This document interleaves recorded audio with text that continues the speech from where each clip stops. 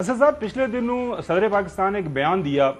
غالباً پشاور میں تھے، صحافیوں سے بات کی کہ میری کوئی بیک گراؤنڈ میں بات چیت ہو رہی ہے، میں ملک میں یہ جو اس وقت سیاسی تناؤ ہے، ٹمپریچر ہے، اس کو کم کرنے کی کوشش کر رہا ہوں۔ کیا آپ کا بھی رابطہ ہے کسی سطح کے اوپر صدر پاکستان کے ساتھ، یا وہ یہ جو کوششیں کر رہے ہیں کوئی انفارمیشن آپ کے پاس بھی ہے؟ جی، انہوں نے ایک بیان دیا تھا، پبلک سٹیٹمنٹ تھی، جس میں انہوں نے کہا تھا کہ وہ رول پلے کرنے کو تیار ہیں، اور ظاہر ہے صدر کا ایک عہدہ ایسا ہے جو سیاست سے بالاتر ہے اور اس کو استعمال کیا جا سکتا ہے، لیکن اس وقت تو خاور مسئلہ یہ ہو رہا ہے کہ پاکستان جو ہے ہماری آنکھوں کے سامنے شاید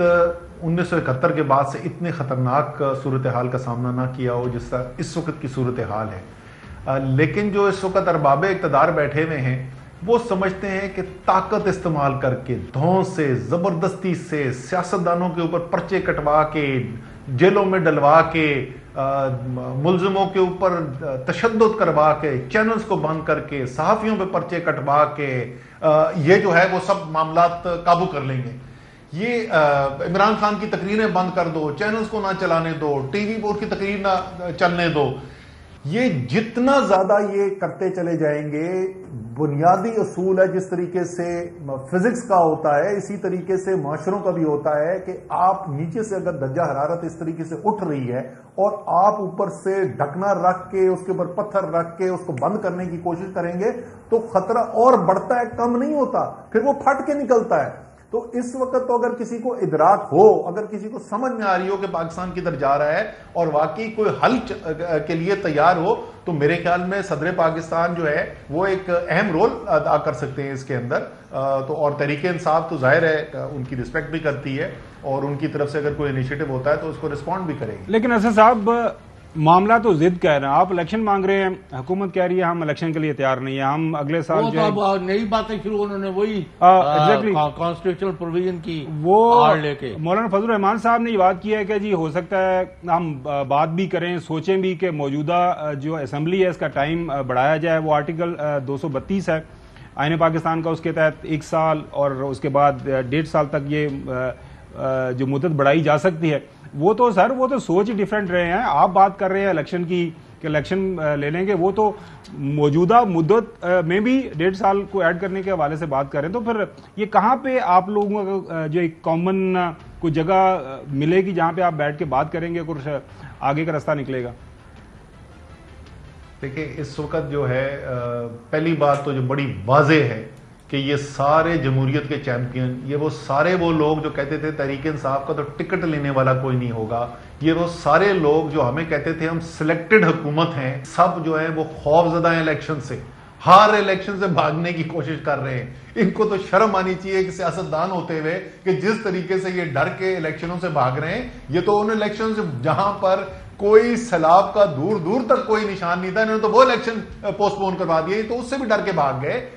یہ تو اس وقت خوف زدہ ہوئے ہوئے ہیں۔ ایمرجنسی کا جواز اگر یہ دے سکتے ہیں تو واحد ایمرجنسی کا جواز تو ہمیں یہی نظر آتا ہے کہ ملک کے اندر ایک کرپٹ ٹولے کی، نااہل ترین ٹولے کی، جو ملک کو تباہی کے دہانے پہ لے آیا ہے، تو یہ ایمرجنسی ہے پاکستان میں۔ تو اس ایمرجنسی کا علاج جو ہے یہ اس حکومت کو 1 سال اور دینا نہیں ہے، اس کو تو کل واپس گھر بھیجنا چاہیے۔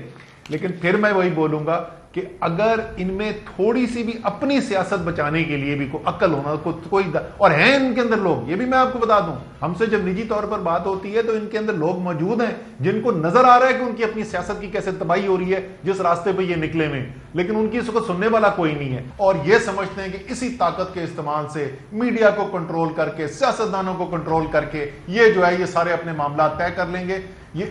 اس کا مطلب کہ نہ انہوں نے کبھی تاریخ پڑھی ہے، نہ ان کو سیاست کا کچھ پتا ہے۔ جی صاحب۔ اچھا اسد عمر صاحب، آپ سے زیادہ کون جانتا ہے، ایک طرف بدترین اقتصادی بحران سے ملک شکار ہے اس کا، دوسری طرف آدھے سے زیادہ سندھ پانی میں ڈوب کے تباہ ہو گیا، بلوچستان کا بڑا حصہ جو ہے تباہی بربادی کی 1/3 پاکستان کا حصہ، بالکل، اور پاکستان کا 1/3 اور پنجاب کا 1/4 حصہ، اور کے پی کا بھی ایک بڑا حصہ، اور ایون گلگت بلتستان، اور ابھی یہ پروسیس رکا نہیں ہے،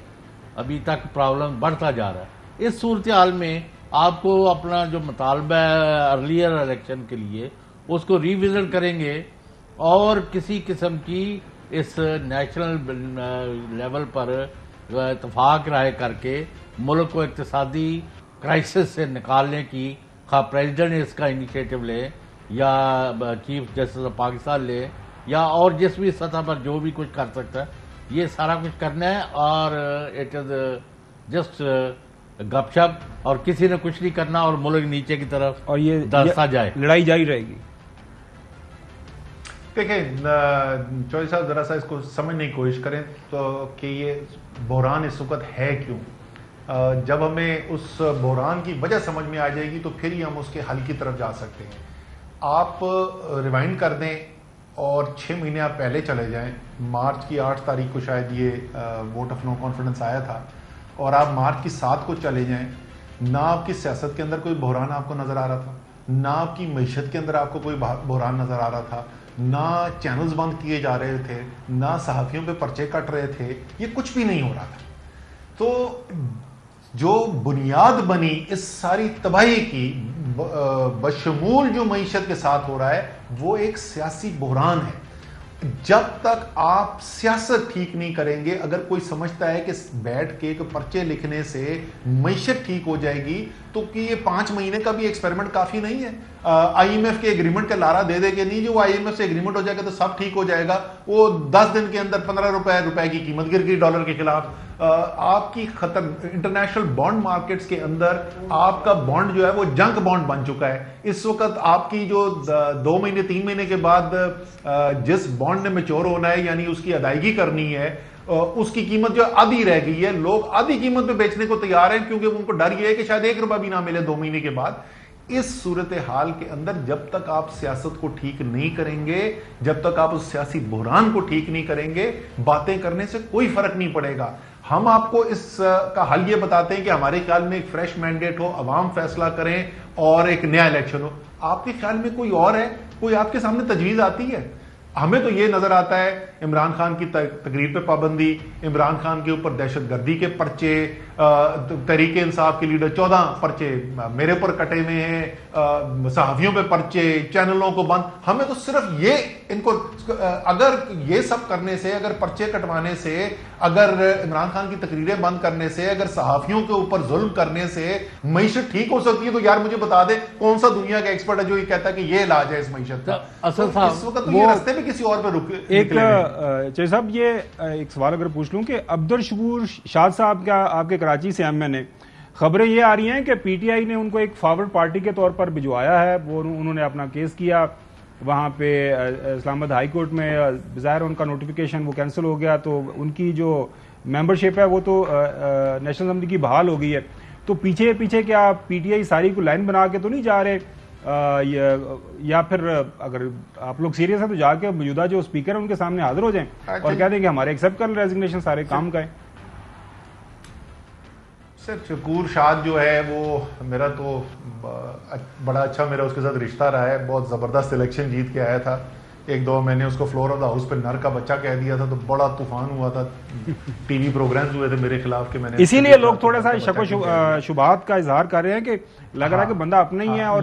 خود بھجوایا ہے واپس. لیکن شکور شاد نے جو کیا ہے وہ ٹھیک نہیں کیا. وہ پارٹی کی ڈسپلن کی خلاف ورزی کی ہے اور میرے ہی کہنے کے اوپر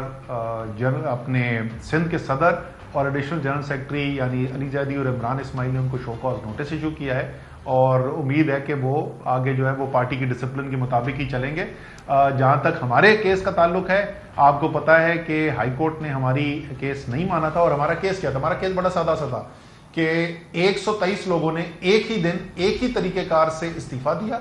اور قاسم سوری صاحب نے نوٹیفیکیشن جاری کیا. اس میں سے آپ اپنی مرضی سے 11 بندے نہیں کہہ سکتے کہ ان 11 بندوں کو اب میں نے فارغ کر دیا اور باقی جو ہے وہ 112 وہ جو نہیں ہے. یہ ڈسکرمنیشن کے خلاف ہم گئے تھے ہائی کورٹ میں، فیصلہ ہمارے حق میں نہیں آیا. آج ہی کی میٹنگ کے اندر یہ فیصلہ ہوا اور میں نے ہمارے لائرز کو یہ گو ایڈ دیا ہے کہ اگلے 1-2 دن کے اندر سپریم کورٹ کے اندر یہ پٹیشن فائل کریں کہ تمام استعفوں کو ایک ساتھ ڈیل کیا جائے.